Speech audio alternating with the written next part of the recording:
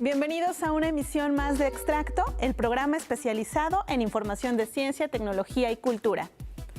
Un producto más de la Agencia Informativa de Educación de México que nos muestra a los protagonistas del sistema educativo y sus aportaciones, el contexto donde se desenvuelven las instituciones, los maestros y lo más importante de todo esto, ustedes, los estudiantes. 30 minutos con lo mejor de la información en educación y su actualidad. Soy Ana Luisa Guerrero y los invito a iniciar la semana con el extracto de esta noche. Comenzamos.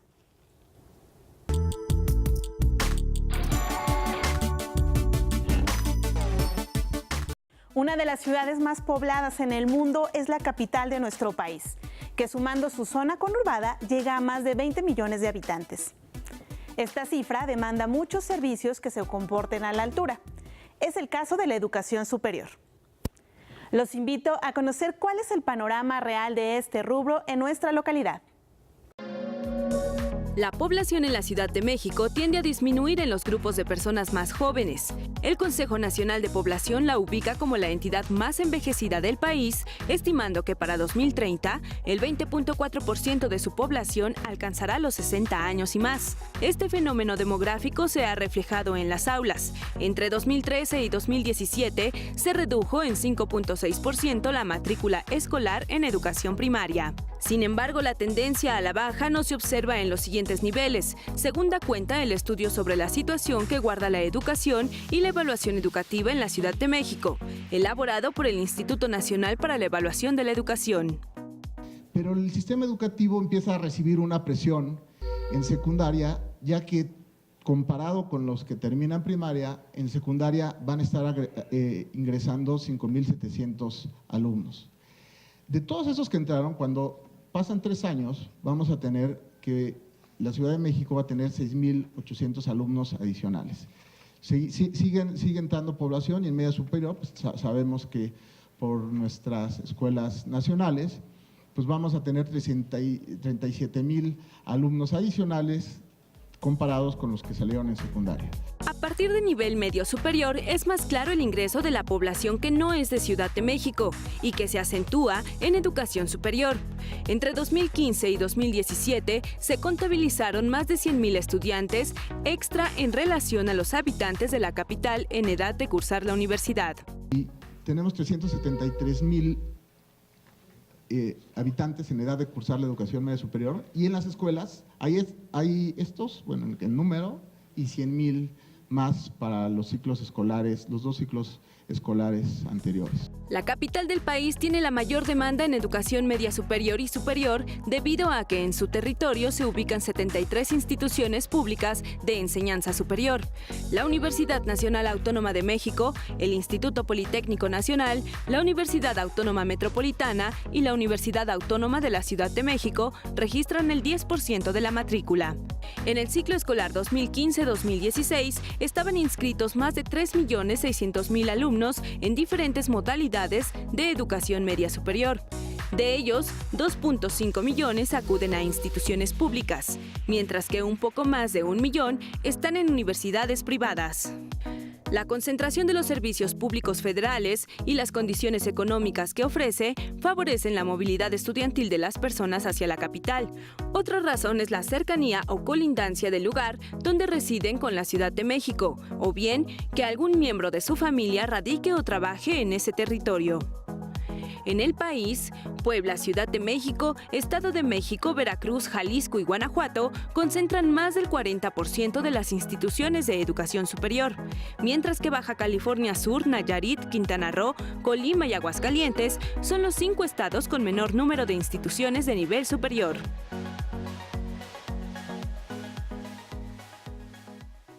Se entregó uno de los galardones de mayor importancia en las letras en nuestro país, el Premio Carlos Fuentes. ¿Quieren conocer al ganador de este año? En sus textos, el Nobel de Literatura Mario Vargas Llosa propone que la lectura enriquece los sentidos, la sensibilidad y los deseos humanos. Además, asegura que el novelista no elige sus temas, los temas lo eligen a él. Los escritores son un reflejo de identidad y de cosmovisión cultural y social. El Premio Internacional Carlos Fuentes es un galardón bienal que busca reconocer la creación literaria en idioma español. En la medida que la lengua española tiene carácter universal y que, como dijo Nicolás de Cusa sobre el universo, su centro está en todas partes y su circunferencia en ninguno. El 92% de los hablantes de español se encuentran en el continente americano. Era necesario que nuestro país creara este premio de rango internacional. Fundado en 2012 por el entonces Consejo Nacional para la Cultura y las Artes y la Universidad Nacional Autónoma de México, rinde homenaje al escritor Carlos Fuentes, reconociendo el trabajo de quienes, a través de sus letras, enriquecen la literatura universal. Los escritores que son distinguidos con este galardón encarnan el espíritu creativo y audaz que ha sido la esencia de la voz literaria de Hispanoamérica. Es un reconocimiento a la cultura como la imaginaba Fuentes, como una acumulación de energía, de creatividad y de talento, donde radican nuestra fuerza e identidad. Este año, en el Salón Adolfo López Mateos de la Residencia Oficial de Los Pinos, el escritor, narrador y miembro de la Real Academia Española, Luis Goytisolo, fue galardonado por contribuir con su obra a la identidad hispana. Carlos Fuentes también fue un hombre libre, universal y de su tiempo, que se distinguió por plasmar comportamientos y aspiraciones individuales para poder imaginar nuevos ánimos y sueños de libertad.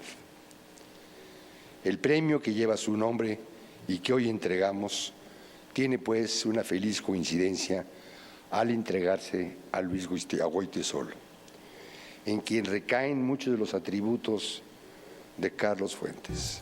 Goytisolo y Carlos Fuentes entablaron una amistad en los años 70, que se fortaleció cuando el autor de Aura organizó en México una campaña internacional para exigir la libertad del escritor español, quien fue preso en una cárcel de Madrid por el franquismo. Esta experiencia permitió que el también Premio Nacional de Letras buscara en sus textos nuevos territorios literarios en los que se cruzaran creatividad, historia y reflexión.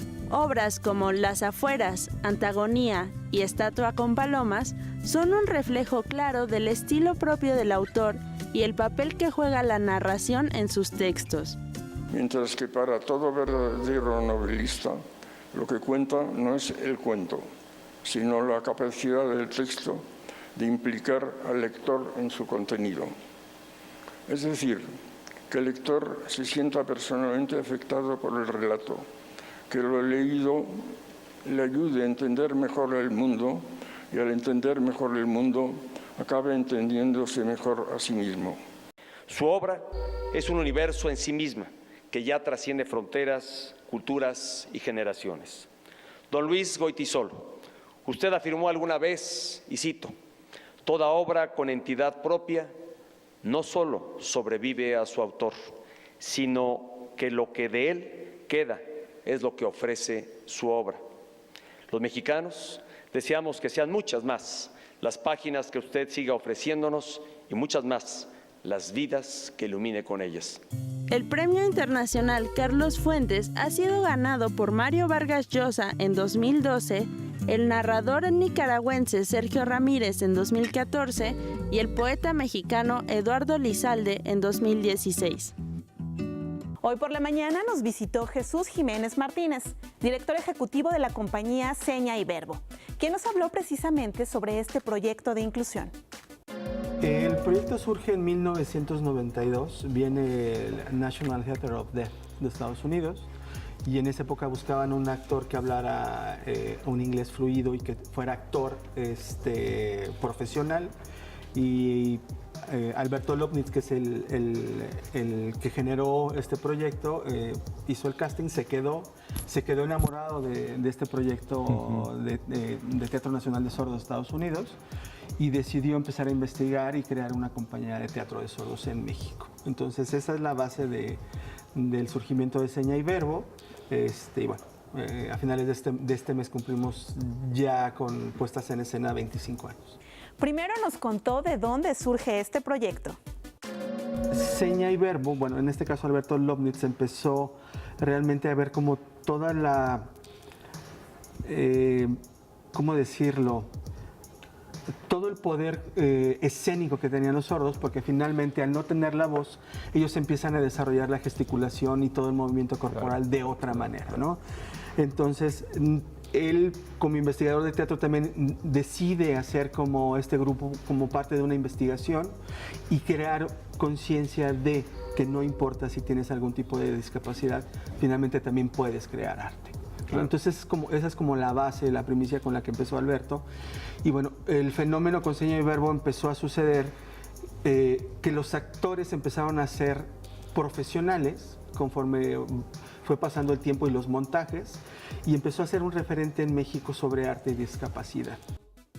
Después nos dijo qué factores le motivaron para realizar seña y verbo. El proceso de creación de una obra para sordos es un tanto diferente. Se tiene que hacer un texto que se llama glosa, que es el lenguaje que leen los sordos, que es un lenguaje, o la traducción se hace con letras, con símbolos y con números, ¿no? Entonces, bueno, el proceso normal es hacer toda la puesta en escena y después hacer la glosa. En el caso de Silencio Romeo fue muy diferente porque al ser un montaje de Shakespeare, pues es un texto que ya existe. Claro. La traducción la hizo, trabajamos a partir de una traducción original hecha para la compañía, y la adaptación la hizo Carlos Corona, que también dirige la obra. Entonces, Silencio Romeo primero fue el texto, por supuesto, y después fue la glosa. Nuestro invitado nos platicó una interesante anécdota. Mira, te voy a contar una anécdota que nos pasó en el Teatro Sergio Magaña hace como 2 años con una obra que se llama El misterio del circo, donde nadie oyó nada. Hubo un día que nos pidieron boletos para una escuela de niños sordos, niños como de entre 7 y 9 años. Terminó la obra y juntamos a los niños con los actores sordos para que platicaran un poco. Y hubo un niño que se acercó y lo que les dijo a los sordos es: después de ver lo que vi, me doy cuenta que cuando yo crezca, no solamente puedo ser sordo, también puedo ser un actor. Cool. ¿No? Entonces, efectivamente, eso pasa. No hay un programa educativo que trate realmente discapacidades. Ahora, dentro de la discapacidad, la más olvidada es la sordera. La compañía fue creando una cosa que se llama técnica de teatro de sordos, que en la actualidad es muy buscada por los actores profesionales, porque finalmente es eso. Te obliga a no utilizar la voz y a tratar de proyectar escénicamente todas las emociones con tu energía corporal, con tu gesticulación y con tus movimientos escénicos. Y nos profundizó sobre lo que el proyecto ofrece en general. La compañía como base trabaja con actores sordos. Esa es la base de la compañía. Que ahí los forman. Y ahí los formamos. Lo que sucede normalmente es que cuando llega algún director, los directores sí son externos, ¿no? Ajá. Ha estado Alberto Lobnitz, Clarisa Maleiros, Carlos Corona, en algún momento David Holguín, ¿no? Entonces, los directores dicen, bueno, esta es la base de mis actores, yo quiero invitar a 2 actores oyentes. Los actores oyentes, nosotros les damos una formación en lengua de señas. Correcto. Porque ellos tienen que decir su texto en español y están obligados a hablar señas, claro, porque también lo que ellos están diciendo lo tienen que enseñar. Eso es obligatorio. Entonces, hemos ido formando actores oyentes en la técnica de teatro de sordos alrededor de los últimos 5 o 6 años para acá, ya como un taller formal. Y es un taller que nosotros abrimos 2 o 3 veces al año, para actores profesionales oyentes, y nosotros normalmente para tener actores sordos nuevos abrimos un programa que se llama El Semillero, en donde es una convocatoria abierta a actores o actrices, bueno, más bien a personas sordas que quieran ser actores, ¿no? No tenemos, es de 18 años, no hay un límite de edad, y es un taller que damos 2 veces al año, y de ahí nosotros escogemos 1 o 2 actores o actrices que van a formar parte de la compañía. Y finalmente nos indicó cómo acceder a él. Okay. Facebook es Seña y Verbo y la página es www.senayverbo.org. En Estados Unidos existe un modelo educativo que trata de responder a las necesidades educativas de algunas regiones con cierto rezago. Se trata de las escuelas charter. ¿Quieren saber en qué consisten? En Estados Unidos, el modelo de escuelas charter es una tercera opción para la educación. Se trata de escuelas que reciben presupuesto del gobierno, son administradas por particulares y además pueden obtener aportaciones de su comunidad o incluso de empresas. La idea de este modelo fue de Ray Budd a finales de los años 80 y en 1991 el estado de Minnesota fue el primero en adoptar la legislación que permite su funcionamiento. Las zonas conflictivas y con registros más bajos de rendimiento escolar fueron las primeras en aprobarlo. We chose 97 blocks in Central Harlem. Had the worst educational outcomes for children, and we came here because it had the worst. So we went and looked at the urban areas that we had coverage of, and 2 years later we found strongly positive results for kids in urban charter schools. These are kids who are low income, these are kids who are a minority, these are kids who have had long periods in community where the schools are not serving them well. Desde entonces, 43 estados y el Distrito de Columbia han aprobado su implementación. La aceptación de este concepto se ha reflejado en la multiplicación de las escuelas charter, que del año 2000 al 2015 aumentó de 2.000 a 6.900 planteles. El número de inscritos en escuelas charter aumentó en 2.4 millones, mientras que en las escuelas públicas ascendió en 1.5 millones. And when we became a charter school, that first year we took in 120 new sixth grade students, and we had about 4 applicants for every spot, so we did a lottery, and we used one of those wire hand-cranked church bingo machines filled with ping pong balls, and there was a ping pong ball with a number on it for every student who'd applied. And so we'd hold up a ping pong ball and call out the number. The parents would jump up and hug each other. Yo prefiero traerla hasta acá y manejar todos los días para que ella pueda recibir la educación que está recibiendo. Aquí se le ofrece todo el material, todos los libros que es necesario para ella. Las hay desde kinder hasta el equivalente al nivel medio superior y pueden ser puestas en marcha por padres de familia, maestros o incluso empresarios. Aunque deben apegarse a los planes de estudio y metas del gobierno, no tienen que cubrir todos los requisitos burocráticos de una escuela pública, lo que permite a maestros y administradores innovar en sus métodos. When I started Success Academies, I was the mother of 3. And really, when I thought about school design, I thought about what I'd want for my own children. And while, of course, I want them to be well educated, I always knew that the non-academic subjects were as important to me as the academic subjects. And now we're the 7th largest school district in the state of New York and #1 in student achievement. También las hay enfocadas en alguna actividad o cierta población. Paris empezó a venir a esta escuela desde que estaba en kinder. Yo he estado aquí, mi hija está en 2º grado ahora y la escuela es muy buena porque los moldea a los niños a bailar, a cantar, los ponen en stage una vez al año con público para que sientan lo que es estar ahí. He came home after the first week and he said, "Mom, there's this little boy and he has trouble reading, and then there's this little girl and she has trouble reading too, and they're just like me." What I love most about the school is the opportunities that it provides for everyone. Like, whatever you want to do, the school helps you get to that goal and it helps you find where you are in society and like what you want to be. Y aunque hay quienes critican este sistema por lo poco controlados que están sus recursos financieros, la mayoría de las escuelas charter han respondido bien a las comunidades que las han adoptado. Ahora queremos presentarles una interesante entrevista con un rockstar de la divulgación científica en la lengua española. Él es Javier Santaolalla.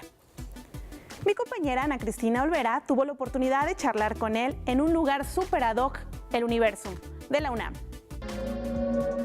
Amigos de la Agencia Informativa de Educación de México, estamos muy emocionados desde el Museo Universum en la UNAM, por supuesto. Él es Javier Santaolalla y bueno, es un gran científico, pero todos lo conocen por su gran labor de divulgación. Javier, muchísimas gracias por estar con nosotros, por ofrecernos esta entrevista. Un placer estar aquí. Cuéntanos, ¿te imaginabas cuando empezaste a adentrarte en la ciencia que ibas a ser un rockstar de la divulgación? No, a la gente le cuesta mucho imaginar que yo era una persona extremadamente tímida y como tal, imaginarme hablando delante de una cámara o subiéndome a un escenario, yo creo que si me lo cuentan, si alguien del futuro viene y me dice, vas a ser una persona que va a subirse al escenario, no me lo habría creído. Yo quisiera que empezáramos, siempre es muy emocionante cuando cuentas cómo te empezaste a dedicar a la ciencia. Platícanos cómo lograste encontrar esa pasión. Yo, fue de forma casual, en mi caso, yo estaba estudiando ingeniería en telecomunicaciones, me iba muy bien, pero no era de esas personas que amara la ingeniería tampoco. Y en un libro que me prestaron de física, yo no leía tampoco física, abrí el libro y una de las cosas que sentí fue, ¿por qué me tengo que enterar ahora? Y la otra fue como, wow, o sea, el universo es un lugar mucho más rico de lo que uno sabe o se imagina cuando lo ve día a día. Y eso fue lo que a mí me enganchó. ¿Por qué crees que es importante encontrar esa pasión en la vida y qué le recomendarías a los chicos que no la han encontrado? Es importante porque al final pasamos un tercio de nuestra vida trabajando y qué mejor que trabajar en algo que nos haga feliz, que nos realice, que nos complemente como persona, y por eso es importante hacer cosas nuevas, hacer cosas diferentes, porque uno puede encontrar su pasión en los momentos más inesperados. ¿Cómo fue tu paso por la ciencia y cómo fue el momento en que decidiste o empezaste a tener esa inquietud por divulgarla, por hacerla accesible a personas que no eran tu círculo cerrado de amigos científicos? Pues yo cuando estaba en el CERN, en Ginebra, en Suiza, trabajé en el laboratorio de física de partículas, y cuando estaba allí, que fue para mí la experiencia más intensa que he tenido en investigación, fue espectacular, pues estando allí yo me alisté como un guía oficial, y al contarles yo lo que era la física de partículas, hablarles sobre el universo, yo veía en sus caras lo mismo que yo había sentido cuando abrí ese libro, y sentí de verdad que a través de la comunicación puedes cambiar la vida de las personas. ¿Cómo fue la primera vez que decidiste tomar una cámara y decir, voy a hacer un video para YouTube? Precisamente al revés de lo que hace el resto del mundo. A mí me llamó una productora, yo estaba haciendo comedia en teatros, científica, y una productora se fijó en mi trabajo y me ofreció hacer un canal conjunto. Entonces yo el primer día de YouTube tenía mis 2 cámaras, mis focos, la pantalla detrás y un equipo de guionistas, de editores. Y luego de un año y medio de YouTube profesional me entró la curiosidad de grabarme en casa. Y ahí que empieza mi segundo canal, Date un Blog, como esa curiosidad de quiero ser el youtuber auténtico, este que se graba recién despertado con las cosas ahí atrás que no se han guardado. ¿Cómo has visto que ha sido o qué es la importancia de tener buena divulgación de la ciencia para que más jóvenes se interesen y tengan las nociones de lo que está sucediendo en ese ámbito? Pues yo lo veo en los mensajes que recibo todos los días, prácticamente. Cualquier día del año recibo algún mensaje de alguien que me dice que lo que le he contado, lo que le ha contado un compañero mío, porque somos bastantes haciendo estas cosas, le ha transformado la vida.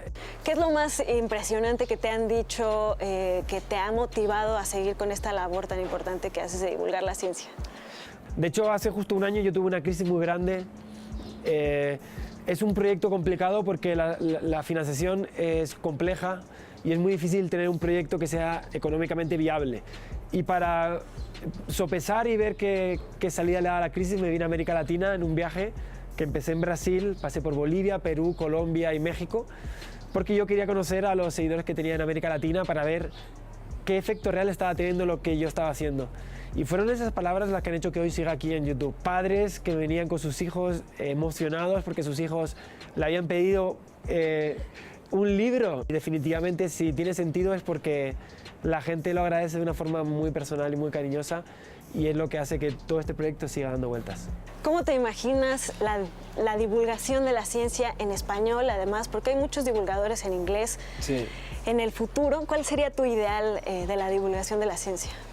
La ciencia, una de las cosas que tenía hasta hace poco, es que tenía vetado el acceso a las grandes masas. Creo que YouTube ha abierto esa posibilidad de llegar a la gente de verdad, al pueblo. ¿Qué le dirías a todas esas personas que todavía no conocen la ciencia? Porque es importante no solamente conocerla, sino invertir en ciencia, en investigación básica, en tecnología, etcétera. Para mí hay 2 cuestiones muy importantes. La primera es que el conocimiento en general, cuando conocemos bien las cosas y las entendemos, somos en muchos aspectos más libres, porque continuamente estamos rodeados de personas que nos intentan engañar, nos intentan confundir. Hay muchos mensajes, sobre todo ahora en la era de las comunicaciones, muchos mensajes falsos, erróneos, y creo que crearse un espíritu crítico es muy importante y la ciencia te ayuda a tener ese espíritu crítico. Javier, ¿dónde pueden seguirte todos los televidentes y ver tus videos y tus charlas y todo esto? Pues estaré muy feliz de recibirles en mis canales de YouTube, que son Date un Voltio, Date un Blog y Date un Me. Estoy ahora con 3 canales y subo vídeos todas las semanas, así que van a tener ciencia para aburrir. Y luego estoy también en las redes sociales, pues en Santaolalla, en todas las redes sociales, y de viaje continuamente por el mundo dando conferencias. Pues Javier, muchísimas gracias por esta entrevista, te felicitamos y deseamos que sigas haciendo esta importantísima labor de llevar la ciencia a todos los hispanohablantes de este planeta. Muchas gracias, Diana. Gracias. Regresamos al estudio.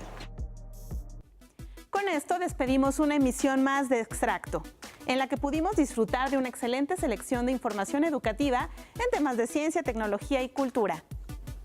Les invito a que sigan nuestra programación con los distintos espacios que preparamos durante toda una semana para ustedes.